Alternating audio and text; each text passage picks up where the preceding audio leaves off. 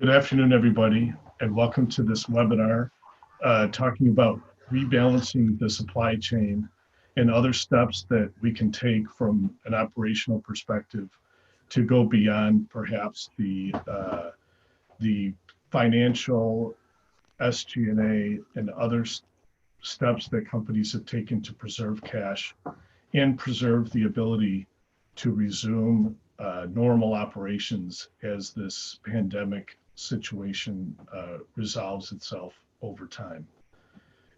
Today, we're going to look at ways to go deeper. We're going to look at steps that we can take today to rebalance our factories, rebalance our supply chains, and also to tap into incentives that not only the federal incentives that we have today, but also state and municipal incentives that have been there all along that help us not only we think of them often as opportunities when we want to move a location, but they're also available to help us keep jobs where they are.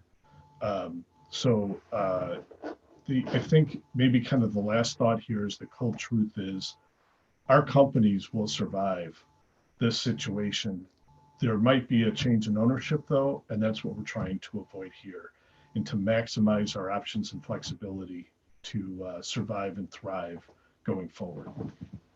So with that, I'd like to introduce our panel today. Very excited about this group.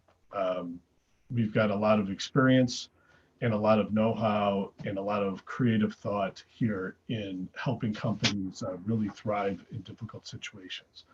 And to start off with, I'd like to introduce Dave Kreidlein. Dave is with Monroe Partners today. He is the consummate operating partner, in my humble opinion. And his role is often to come in very distressed situations, take charge, turn around, stabilize a company, and put it on a path to improvement, which clearly is a very relevant topic today. This is a time when calm but active heads prevail, and Dave brings that to the table. I'd also like to introduce Jason Hickey. Jason is the president and CEO of Hickey and Associates.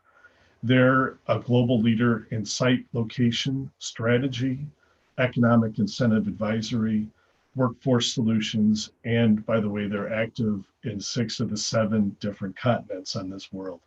One way I think of it is they help their clients rethink their fixed costs based how to expand, how to contract when necessary, how to have the right infrastructure to serve your clients.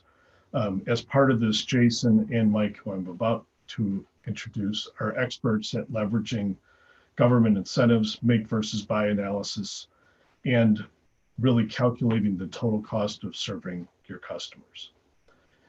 And I'd also like to introduce Mike Nolan. Mike Nolan is also with Hickey and Associates. And when I think of Mike, the other piece that he adds and brings a real passion to is when you think about the fixed costs, the infrastructure, the footprint of your company, evaluate that not only as you run the company today, but if you were running it with best practices.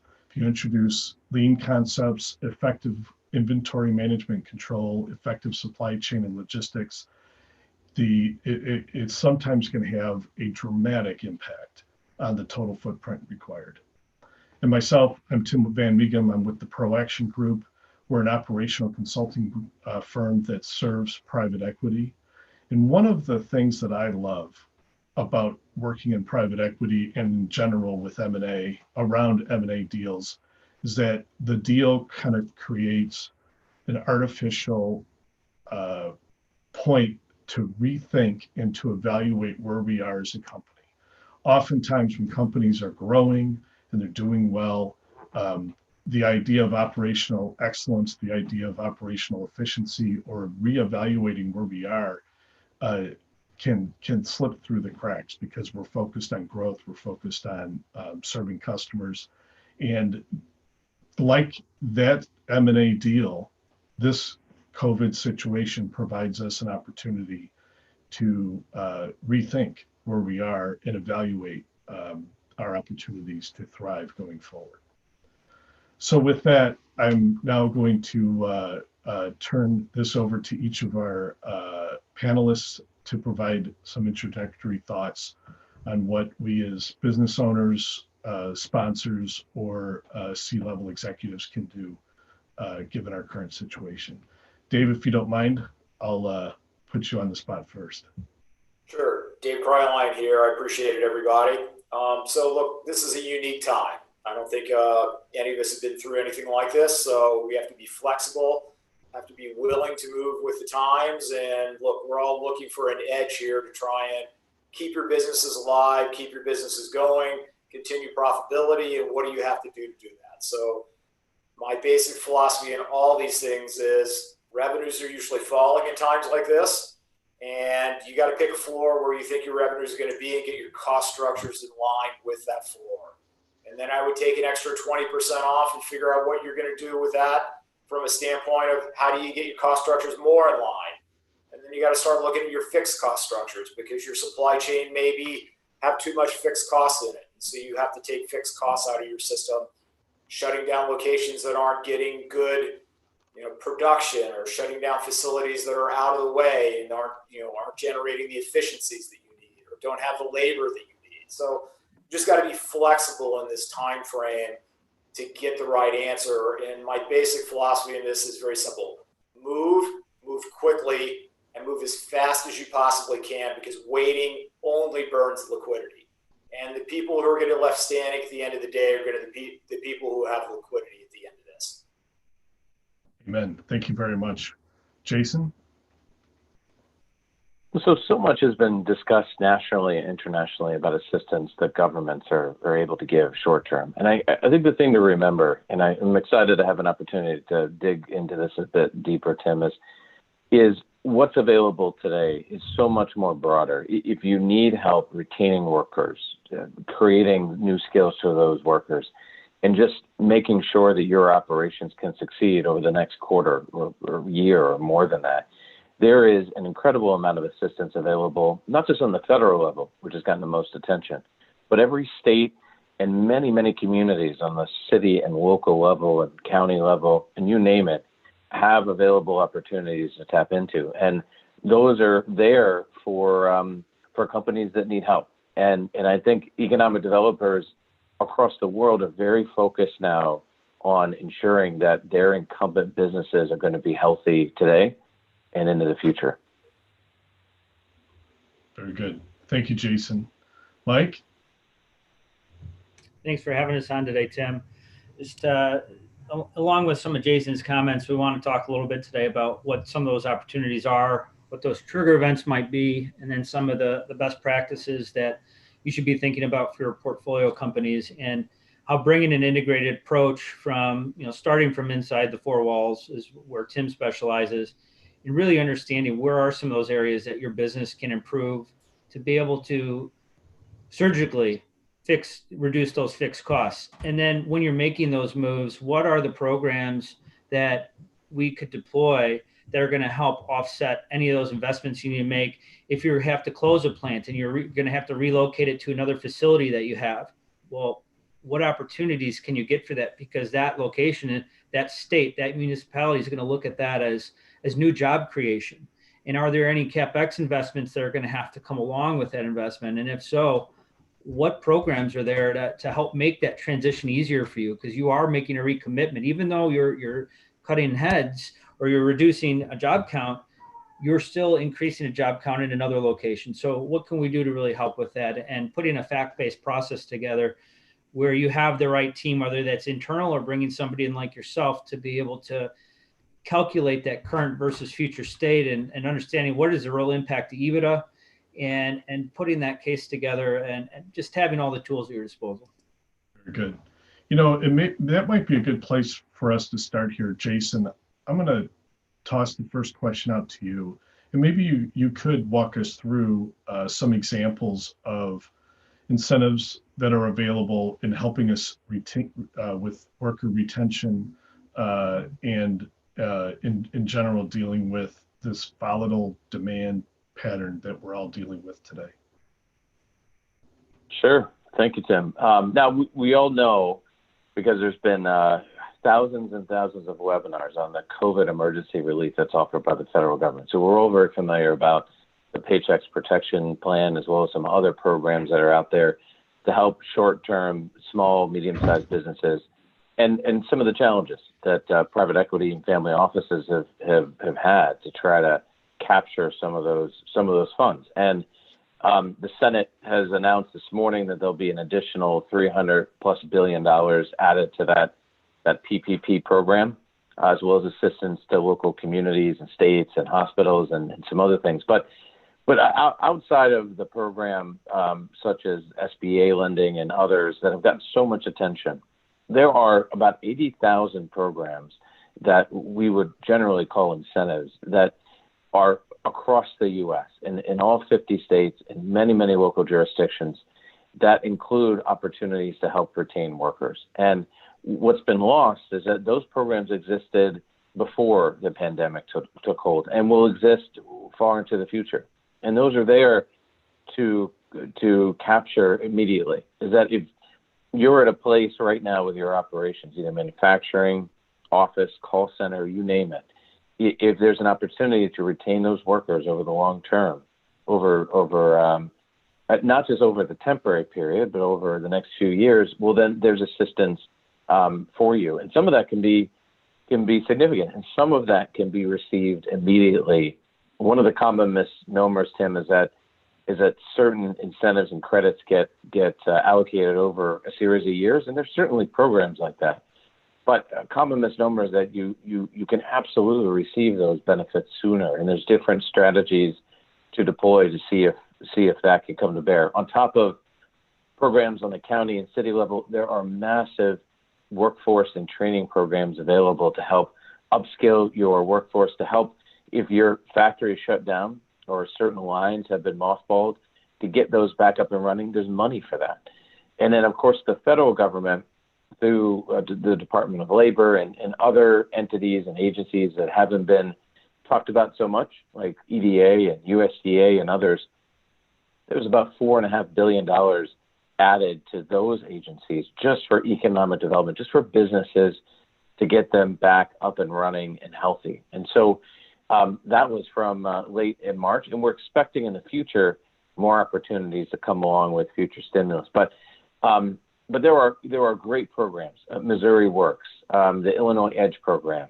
There's a great program in Virginia that are all geared towards either capital investment without job growth and retention, or just holding on to the workers that you've got to be able to get some great benefits, not just tax breaks, but real capital injections that can help. And on top of it, as you're operating, there are utility companies and organizations and co-ops across the United States and beyond that can help with special rate riders and other related infrastructure that can help save 30%, 40% on your electricity costs. So there are, as I mentioned, there's over 80,000 programs out there that existed before all this started that are there for companies to capture. And we can't encourage organizations enough that those are out there, and that really the first ones at the gate are going to be able to benefit from those programs early on and sooner, and start to get the help that they need. Jason, is there a rule of thumb in terms of, either how many jobs are at stake that you can either maintain or move or keep, or how much CapEx you have to spend before the evaluation of incentives becomes relevant? It's a great question. We get that a lot. Is that where does the opportunity begin? We track in the front page of the newspapers the big deals that happen, the Amazon headquarters and the large manufacturing projects. But most incentives are given to smaller to medium-sized operations, and it doesn't take a lot of jobs, particularly job growth, to get that started. Usually, it's 10. In certain jurisdictions, it might be as much as 25, but it's normally not anything more than that. And as far as CapEx goes, one of the trigger points of opportunity can be something as simple as adding and improving what you've already planned on spending on a new improvement to a manufacturing line or an HVAC system, or things that you might already have in your capital plan. So 250,000, 500,000, something that's minimal. It does not require thousands of jobs and hundreds of millions of dollars to investment to start to tap into some of these benefits. And more jurisdictions from New Jersey to California to Texas to Florida are starting to really look at those regulations that have been a bit restrictive before the pandemic set in and started to relax those and to look at retention. Some programs even have the ability that if you're just not sure what the future is going to hold and you've got maybe 100 workers or 50 workers, you retain those folks, you still have a little bit of leeway. So maybe if you end up with 40 and not your 50, you still don't lose that benefit. You don't have to pay back a bunch of money or have something called clawbacks where the government's going to want their resources back. There's a ton of flexibility out there, but it's on a jurisdiction to jurisdiction basis. But just know every county, almost every city, large or small, there's opportunities outside of just what the federal government can offer. Good. Thank you. Thank you very much, Jason. That's very helpful. Dave, I'd like to throw a question your way. I think it's very common, unless you happen to be making food-related products that are sold through the grocery or retail channel, that demand levels are at best volatile and at worst significantly lower than what we've been experiencing up until March. And if you can maybe use an example from one you've dealt with, or something from the past when that happens, can you walk us through what do you look at? Demand's down. What were the steps that you have taken or would take to preserve cash and survive for a better day? Sure, be happy to. Look, I can give you a great example that I'm working with now, which is a consumer products company that originally had about 350 million of revenue. It's now down to 150 million of revenue. So significant declines because consumer products companies, they're shut down. Retail, it does about 90% of its sales to retail. Very few retail customers open, so sales are moving online, but not fast enough. So the problem is obviously, how do you do that? One, you take costs out. Two, you cut product lines that aren't making any money. And three, you got to really resize the business and divide the business up into the blocks of product lines that you have, and what are your costs associated with that product line. So you want every product line to stand on its own. And what are your costs? What are your margins? And if your margins aren't good enough, how do you get better margins? Do you have to move to another factory that produces the consumer products? Do you have to work through how to get margins up? Do you have to increase pricing? What do? Do you get rid of customers that aren't making you any money, that were okay when you were doing well, but now you don't have the ability to subsidize that customer? So you got to think through all that. And then you got to think through your SG&A costs, your selling and general administrative costs, and how do you move those down with the business? And then the way I always look at it is, if revenue's going down like this, usually your costs go down at a staircase and you're always behind the curve. So how do you get ahead of the curve? And that's tough to do because you're always usually behind and you're trying to make changes on the fly and revenue keeps dropping and you're trying to figure that all out.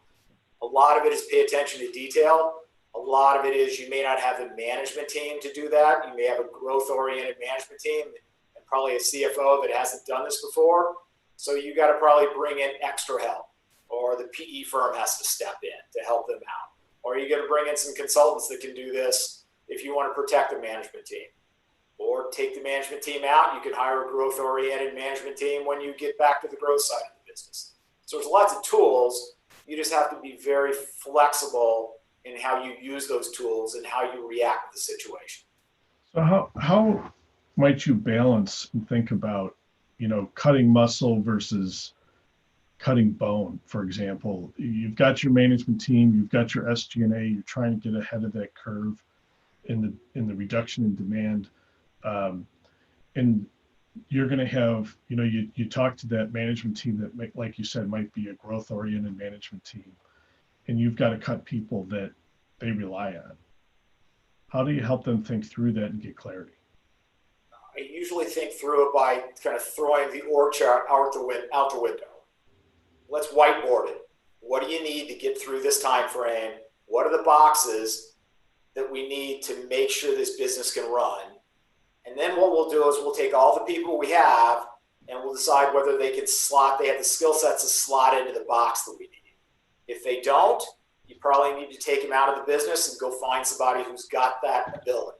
If they do, then slot them into that, give them their new priority list, give them what they need to work on, and change how they think. Because a lot of times when you're growing, you're willing to spend money, spend money, spend money. Now it's like, you can't spend any money. How do we get the job done? So it's a little bit of that. I tend to find that's probably an easier way to go about it than say, well, we got these 5 people in the department, let's take out 2 people. I mean, you can do that, but it's a lot easier to find what do you need and do we have the skill sets to fulfill it? If we don't, let's go find the skill sets. There's plenty of bodies out there, especially after the last 4 weeks when we lost 22 million jobs. And there's people looking to leave because they're scared to death that their company's going to be next and may crash and burn around them. So there's lots of people who are looking today. One of the things I've always remembered you saying too, Dave, is if you're thinking about firing somebody, just do it. Yeah, it's I already don't. It's already too. If you're thinking about firing somebody, it's too late. They should have been gone months ago. Yeah, and so with that said, is that to be cold about it, but in a time like this, then too, is it when you're reslotting your team to kind of the new demand level, and you recognize it might be temporary. One from the perspective of, sort of top grading or keeping the people that are really effective, and 2, balancing if you don't expect this to be a permanent drop, how does that affect your kind of the depth you go to? Yeah. My take on it is, look, if you think it's a temporary thing and 6 months later you're going to be okay, furlough your people. Take them off the salary side, keep them on the benefit side and say, look, I got to do this to protect the business. I want to bring you back. Before you take another job, just call me. But I can't do this. I got to protect the business, but we want to bring you back. We just don't have the volume to bring you back today. And, there's ways to do that. And then if they call you and say, hey, look, I got a job, then you got a decision to make. And you may make the decision, hey, look, I still can't bring this person back, or I'm going to bring him back, or live with that decision. Right. There's lots of different ways to do this, but I can safely say there's going to be there's always been lots of people, as I call it, on the beach who have great skill sets. You just have to go find them. And be flexible with them. If you find somebody in, it's a 3-hour plane ride away, maybe they don't have to move to you. Maybe you just fly them in every week. And you get a better person than you're ever going to find in your general area. But be flexible.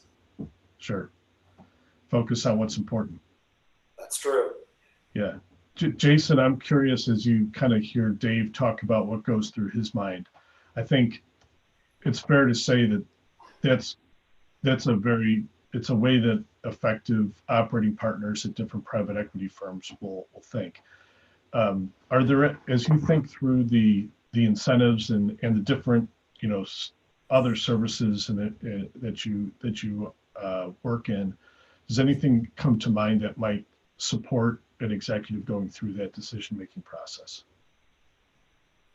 Well, I think to David's point, and you as well, Tim, is that it's a difficult time, and key decisions need to be made fast. You can't linger. And to my point earlier about incentives, there's no difference with what's in front of us either. The ones that can go after assistance that's in front of them today will be able to get those monies to the door tomorrow or maybe the next day.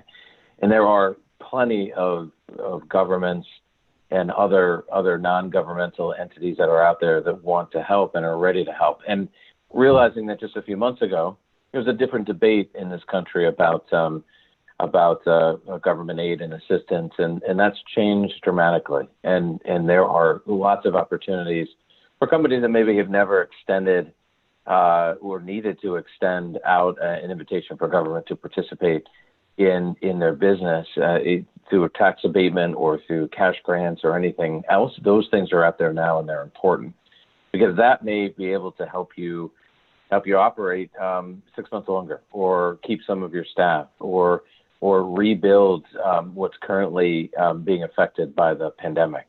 And then also a smaller financial burden, but something many companies we're talking to now are thinking about is that how do you defend your workplace from the pandemic moving forward? How do you harden those assets, your offices, your common spaces, your cafeterias, your places where people congregate?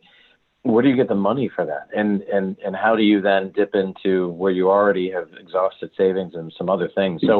So there are opportunities, especially on the local level, for there to tap into those funds as well. And part of what we do beyond just helping with government aid and assistance and credits and incentives is around labor analytics and location strategy. And part of what we're seeing today is the underpinning of what still existed, what still is going to exist in the future, and was with us just a few months ago, and that's this war on talent. There's still going to be a challenge with higher skill levels and the competition of those skills. And part of a decision-making process that David just mentioned, which is important, is that if you do have to let go or furlough some of your staff, and they're of a higher skill set, just remind them to let you know that if they do get snatched up, or if they want to move or migrate to a different city or whatever it is, just to communicate with you as a business leader, so that you don't lose that long-term legacy talent base that you've built for so long. And I think there's some important strategies along those lines, and of course, many people that are unemployed at the moment are getting some benefits from different government entities, and some of those benefits are really high over the short term. They're set to expire at the end of June, and that may be extended. And it's the same thing with governments in the UK and Australia and many places around the world. They're out there temporarily, but when that starts to run out, many organizations, including us, are still going to see, in our modeling, an uptick in unemployment and folks on the sidelines until things economically start to improve, and we do testing and some of those other aspects of the national debate of the pandemic. So there are opportunities there available today to help with even some of the soft costs of hardening your facility for health and safety. Thank you. Good. Very I'd good. also like to comment when Dave mentioned the whiteboarding process, and you're thinking through all the different scenarios on ways to keep the company afloat, or how to realign the different supply chain strategies that you're looking at. That's one of the areas that, from a best practices perspective, the PE firm should have somebody that understands incentives, or is at least laser focused on making sure their portfolio companies are focused on it and know what's available. And the clients that we're able to add the most benefit for, we're in the war room with them. We're having weekly calls. We're understanding where they are thinking about moving employees around, where they're spending CapEx. Hey, we're going to have to move this machine over here. We're going to then have to upgrade power at the facility. What can we do to offset that expense and additional power for that machine? There's going to be 20 jobs that come along with it, and help them figure out what markets have the best labor rates, what ways they can offset those spends. And sometimes the best answer is don't go anywhere. Figure out what you can do inside your four walls, and what investments need to be made for us to become more efficient. So first, let's figure out inside the four walls and not move. But then if that's not the answer, if that creates too much of a fixed cost base, what else can we do? And just spitballing with somebody like ourselves that understands these programs at a local, state, and federal level, to be able to then maybe throw in some additional layers that we could help with when it comes to labor and availability and cost, et cetera. So whiteboarding the major changes that you're looking to implement in your company is huge. But then on top of it, what else can you do to shore up those strategies? Thanks, Mike. And Mike, I'm going to put you on the spot here in a minute and ask if you would, like Dave did, walk through a case study that might be relevant for what people are going through today. But first, I want to mention one thing to the attendees. We now are getting some questions coming in. We're going to do our best to cover all of them during the session. feel free to use the chat function privately or throughout the whole group to send any other questions you might have. If we don't get to them in in the remaining time that we have for this live stream, we will address any questions that come in our follow-up emails and when we send out the link for the video. So thank you very much. Mike, could you talk us through a case study? Well, I'll give you a couple quick ideas. We'll just say a quick hit real fast where PE firm calls and says, "Hey, we're thinking about doing this. We're wondering what opportunities may exist." And this is a live opportunity at the moment where they're shutting down a facility in a expensive market. Labor costs, real estate costs are high, taxes are high. Looking to relocate it to a more centralized region in the U.S. And in a matter of a few days, we're able to put together analysis to show that management team that, all right, here's the low, the medium, and the high probability. Here's what we can do from a cash. These are cash related events, and they'd have to spend about $5 million to invest in that facility to get it up. They do a small expansion as well. But at the end of the day, within a matter of 3 days, we provide a summary to them, and that summary was in the range of $10 to $20 million, of which about $8 million of that is cash over the first 2 to 3 years. And that cash is real, and that's going to offset the investment of relocating them. And then on top of it, the benefits that they get from a lower wage. And that's just something that we'll do to help companies analyze the opportunities that are there. So that's one that we're working on. But I think back to my best practices that I was talking about before, really working with companies and sticking on that same theme where we have a company that we're working with and they just provide all their ideas and their thoughts. And that power example is real. Hey, we have to relocate this piece of equipment. Our capacity in this facility is way down, or our need for capacity is way down. Let's shift it to another location. And well, there's about a $500,000 grant to be able to offset some of the electrical improvements that they need to make, both the equipment, running the utility line. So, and then also on top of it, as Jason mentioned earlier, a reduction in their current rate, not energy brokerage. I'm talking pure, negotiation with the utility. And then as they're evaluating those different options, we're providing all the feedback live every week. They'll talk about one topic. The following week, we'll provide all the analysis for them. So there's a live interaction that they can use these numbers. And this is, because of our databases and what we have, they can use these numbers to help make decisions on what order they should be doing things, whether it's that investment in existing plants or relocation or consolidation.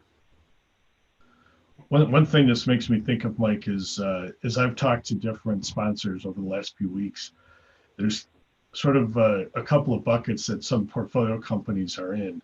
There's one bucket where they were really just smoking, they were on their path for the investment thesis, on time, things were going well, and now it could be like Dave suggested before, it's a 6-month blip and we've got to do furloughs and they're going to take good steps to preserve cash.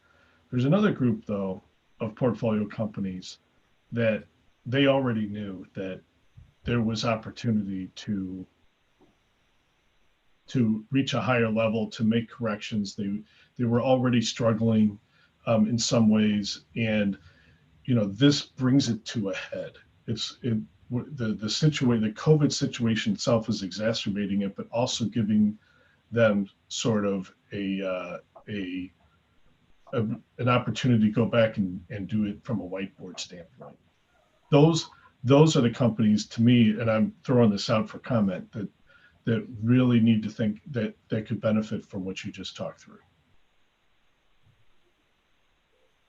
Yeah, I mean, they're the ones that at this point, their management teams have their sleeves rolled up. They've got a bunch of different strategies that they're ready to implement, and what can be done to help implement those strategies and making sure that you've checked all the boxes. And if you haven't, there's easy ways to do it from the side of what our firm does, which obviously the location analysis, labor, and incentives. And then, but having that integrated team and the operating partners and management to help get that across the goal line. Very good. Thank you very much. Dave Kryline, we got a question in here that I think a lot of companies are dealing with right now. And you started to touch on it, but I'd like to go a little deeper. That we have skilled workers, and Jason mentioned this too. There's a skilled work base. Our demand's low. We've got the safety precautions and the potential that we, if somebody in our plant gets test positive for COVID, we have to shut down for a cleaning session. But the basic question they asked is, how do we retain our skilled workforce? And they added another phrase that I think may not be possible, but let me throw it out there: without just paying for it, without just paying them to be idle, without losing money, so to speak. Yeah, I mean, there's two things. One, if you've treated your workforce fairly and, in the past, that's going to be helpful to get hopefully some loyalty from your workers. If you've been kind of that company that always is trying to squeeze your workers, they're probably not going to have a whole lot of loyalty. So you need to think through what you want to be. Maybe you've done the past and you don't have the loyalty. You got to think through that going forward.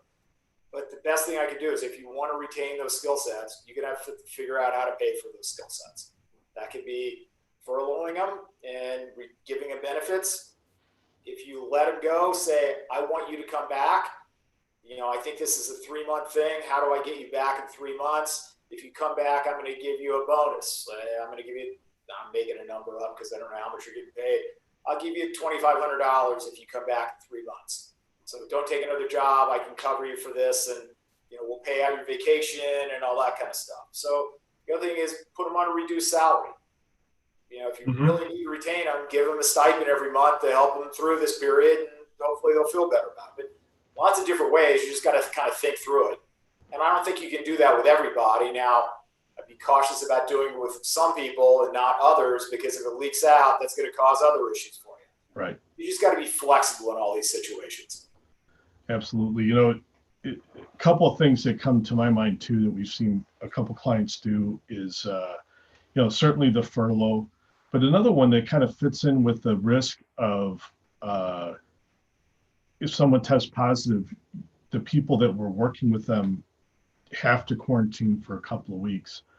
So one option is to actually sort of create a couple of shifts or staggered shifts where you can keep a group of people working, and essentially you have an A team and a B team. Not in terms of who's better and worse, but just you've got a group working on this shift, another group working on that shift, or they stagger. One's working this week and off, and the other one's off this week, and that way, if you ever do have the situation that someone tests positive, God forbid, that you have to be down for 2-3 days to clean, but then you still have a workforce that could repopulate the plant after that. Yeah, the other thing to do is think about it. If you're I'll use a manufacturing environment, most people, except for material handlers, are not moving around the facility that much. So take them in groups and schedule bathroom breaks. So maybe you only have to shut down part of the facility if you've got somebody that comes in with COVID, because they only hit that one section and they're not meeting with everybody in the break room. You got different times for breaks. You got different times for lunches. You got different bathroom breaks. You got different things like that don't infect the whole facility. They only take up a part of your facility. Yes, that makes good sense. Another one related to that too is the idea of having skilled workers do unskilled jobs. There's that too. Yeah, one of the first things I heard talking to a friend was that he knows a lady who's the senior vice president at an airline. She is now cleaning planes. There's not a whole planes in the air, but that's a good take your unskilled workers that you could hire back, because there's going to be plenty of those out there, and keep your skilled workers as much as you can. I mean, have them do something. Train them up on different things to drive a fork truck or something if they're running a machine, or what else can they do to kind of get paid, because you want to retain their skill sets when you come back. Exactly. Yeah. Another similar question that came through, and before we move on to Jason and Mike, from your perspective and what you've seen, any other ideas about, maintaining your skilled work base, especially during this time? Well, I think so.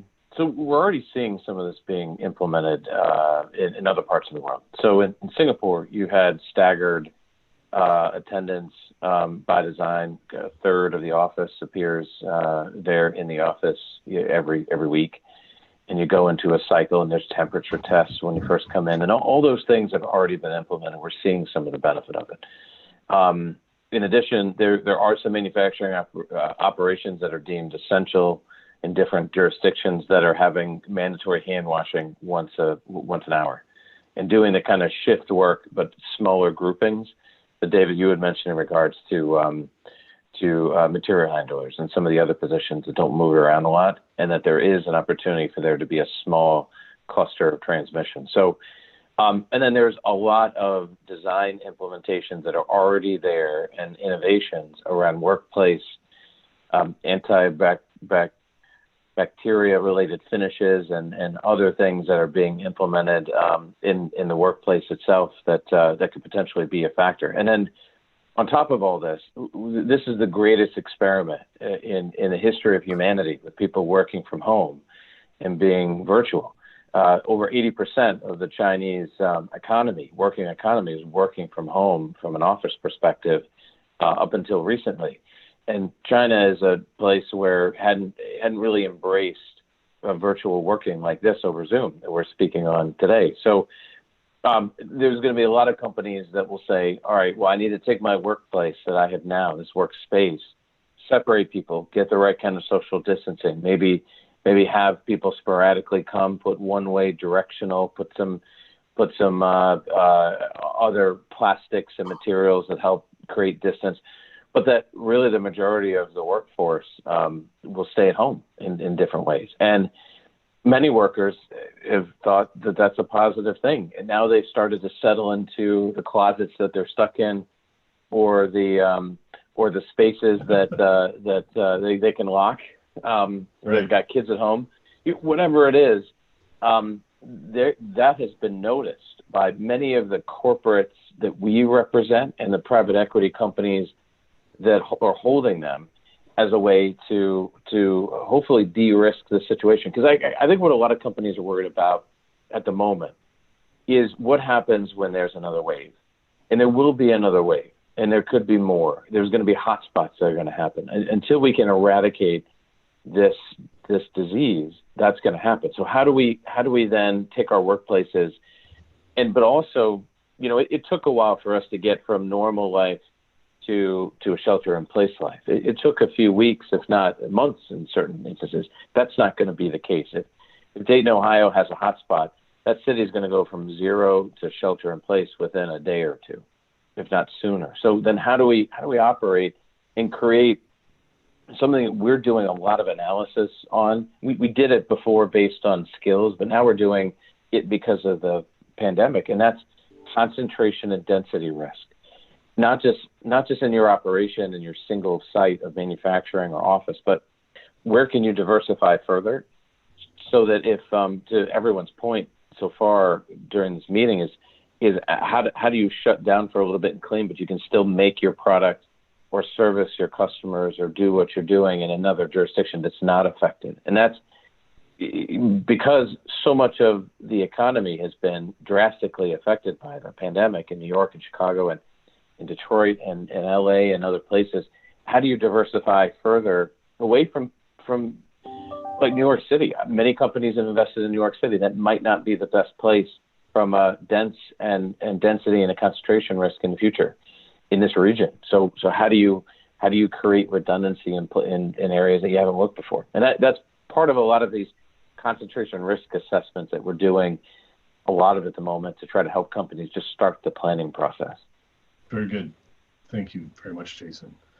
Another question that came in, and Dave, I'll start with you again on this if we can, is the thought behind and how do you think through when to build ahead? Perhaps building inventories of your A items, things you know you're going to sell. I'm interpreting, but how much would you do to pull in orders and forecast the demand?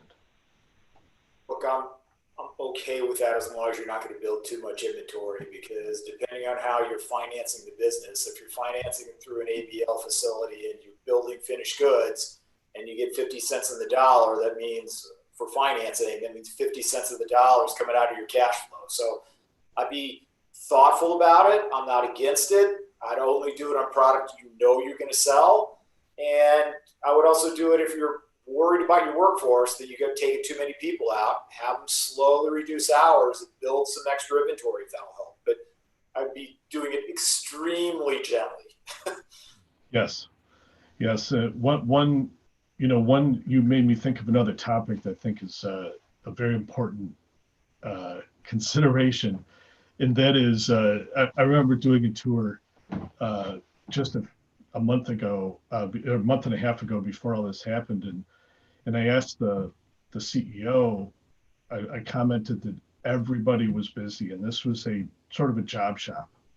And I'm like, why do you think that is? And he goes, well, it's a great culture and people will go from one job to another. They'll help out when they finish their work. It's an assembly operation. And I said, that's actually could be a little troubling. And he's like, well, why is that? And I said, because I actually want to see people idle at times. That tells me that our, tack time, our pace, our work balance is not aligned. And we've got people that are not working at the same speed. When I can't tell when something's out of alignment, then we never know. People are just always busy. And I think what that makes me think about here is the importance of not allowing the company to work, or the lines to work with more people than absolutely necessary. I totally agree, because you don't know what your cost structure is then for that line. And it's a horrible muscle memory.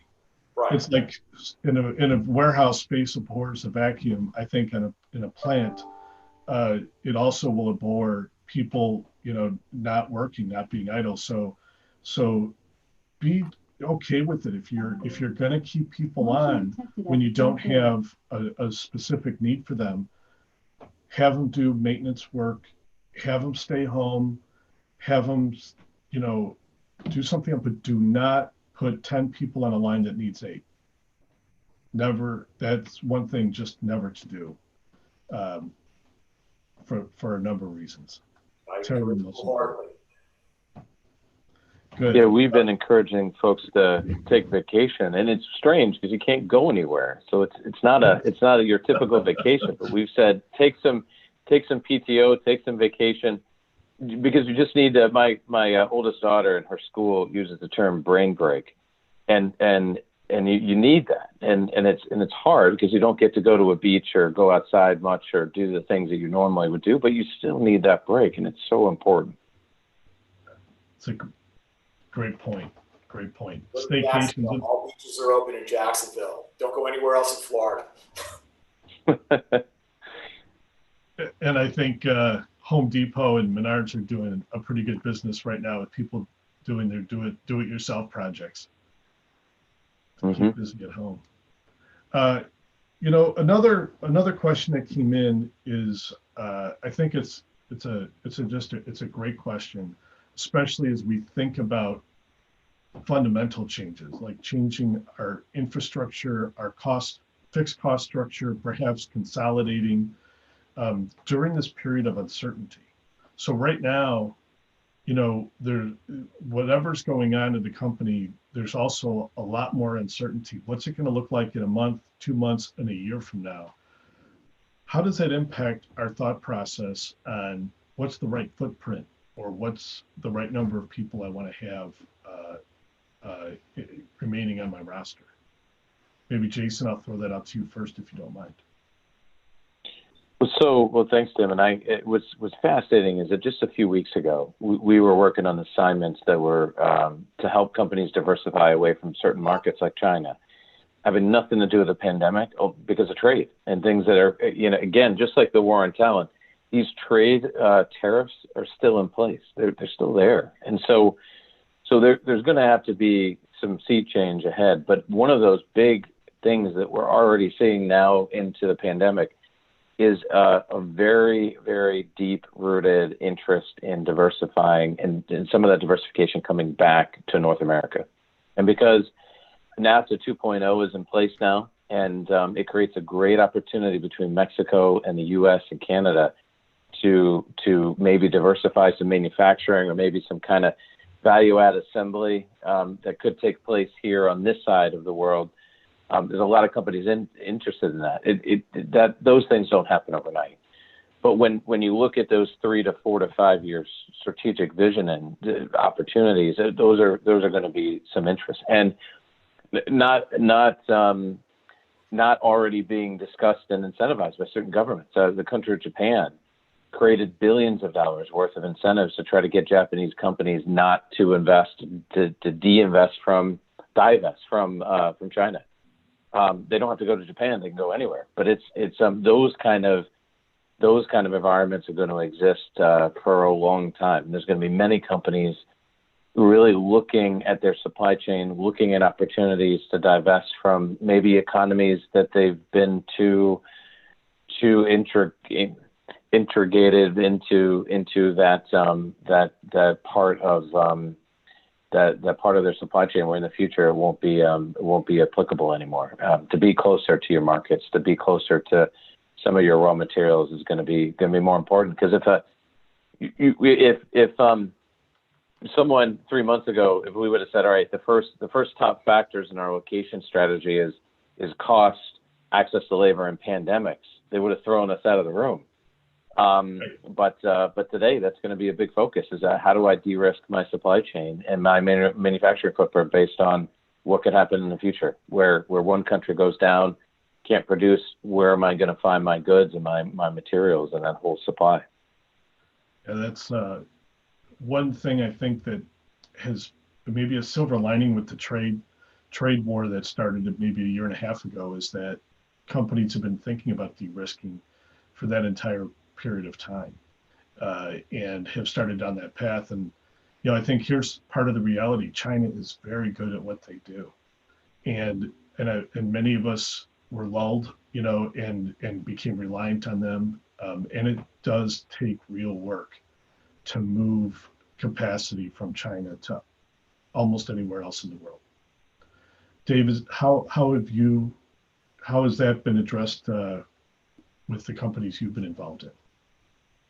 Well, we got lots of manufacturing in China for our consumer products company, and we are trying to move out as quickly as we possibly can just due to the tariffs. But if you're a manufacturer and you're getting something from China, I would always highly recommend that if you've got another substitute in another country, go to your customers who are risk averse and say, look, I can give you this product and I've got a long supply chain and it's going to cost you X.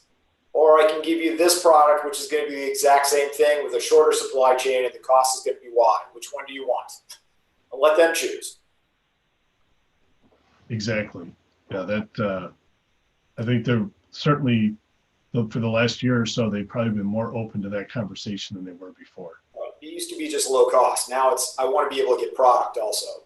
And that becomes even more important in this pandemic environment. Another question came in from another private equity firm that sponsor that asked, are companies planning on stepwise recoveries in terms of people returning to work and customer volumes? And I think, so the way I'm reading this question is, do you expect it to just reopen and you're going to repopulate your plant to its full, or do you expect to have a more of a step function ramp up over time? Step function for me. Tell us more. Oh, go ahead. I mean, to me, it's just a step function because I don't know what states are coming in, what states are going out. I don't know where demand demand's going to be. I can see with, look, it took us 10 years to put 20 million new jobs into place, and it took us 4 weeks to lose 22 million jobs. Right. So my philosophy is there's going to be pretty much of a deep recession here, and you don't know where your revenues are going to be. And I don't think you know where you could have blips in revenues and they go up and down depending on how demand goes. So I just don't think you know where nothing's stable right now. And until it becomes stable, I think you should be planning on how to be as flexible as you can through this process. Amen. Mike? Tim, actually, I'd like to throw, I know you're asking the question, sir, but I'd like to throw that back at you. You're in the trenches a lot. You're talking with a lot of these companies, and part of what you do is helping answer those questions. So I guess I'd like to hear from you and your thoughts. So, thank you, Mike. I really appreciate that. And, from a principle standpoint, it starts with the expectation, the forecast, and, Dave mentioned this, if you're going to build ahead and kind of develop your supply plan in the company, it's really focusing on the A items and the things we know we're going to sell. And then using some of these tactics that we've talked about to, first you have to stabilize at this new level. And Dave, I think, described a lot of that. It can sound cold, that we need to understand what do we absolutely need to run this and serve the existing customers we have today and to survive at that level. And certainly then you take into account skilled workers that we really put a premium on, and working at that level to stabilize. Because at the end of the day, it's like the old Mark Twain quote, 80% of success is surviving. It's showing up. And so the key right now is to be aggressive and to really think through it. And this is one of the areas that I always find fascinating. We titled this Rebalancing Your Plant and Rebalancing Your Supply Chain. And I love watching our teams work through this when you've got your new demand or got some base level demands, and in a sense, reverse engineering what you need in the plant to fill that demand and to balance the workload to that. It's a very good technical product, and it's a project. It's a great way to really get a data-based, evidence-based, calculated, thoughtful approach to a very difficult situation. And in general, I think when you have especially distasteful, hard things to do, like letting people go, furloughing them, slowing down the plant, if you can do it on a data-based, evidence-based approach, it's much more understandable, and you're not just the bad guy who's being harsh. That's the start of how we're looking at it right now. I thought I'd throw this out there. My wife works for a private equity-owned business right now, and I thought that they handled their situation of furloughing their employees very well. They initially came to them and offered a voluntary furlough, and if you elected to go on furlough, you got your bonus, as Dave mentioned. So when you come back, you get 2 weeks of pay as your bonus for coming back. But it felt like it gave the employees a little bit more control of the situation. And shockingly, almost everybody took the furlough voluntarily. They were making more money going on furlough than they were actually staying at the office, which created a whole nother set of problems for the people that were working. That, hey, wait a minute, voluntary furlough, they're getting paid more money than what I am, and I'm here. So it also can create some additional problems. But at the end of the day, those people still have a job. They know that. So my wife still has her job, and the people there have a little bit more of a safety net than the people there on furlough, because God only knows if they're actually going to be able to come back and if the business will be strong enough. But it gave those employees a sense of choice. Sure. So I thought it was pretty neat. Yeah, that's great. And that's a good high point and thoughtful add to wrap up this discussion on. We're at the end of our hour, and I would like to thank Dave, Jason, and Mike for joining me for this time. There's a few more questions that were asked we did not get to. We will provide thoughts on those, as well as the link to get the video of this live stream broadcast. Thank you all very much, and have a great rest of your Tuesday. Bye-bye. Thanks, Thanks, everybody. everybody. Thank you. Be good.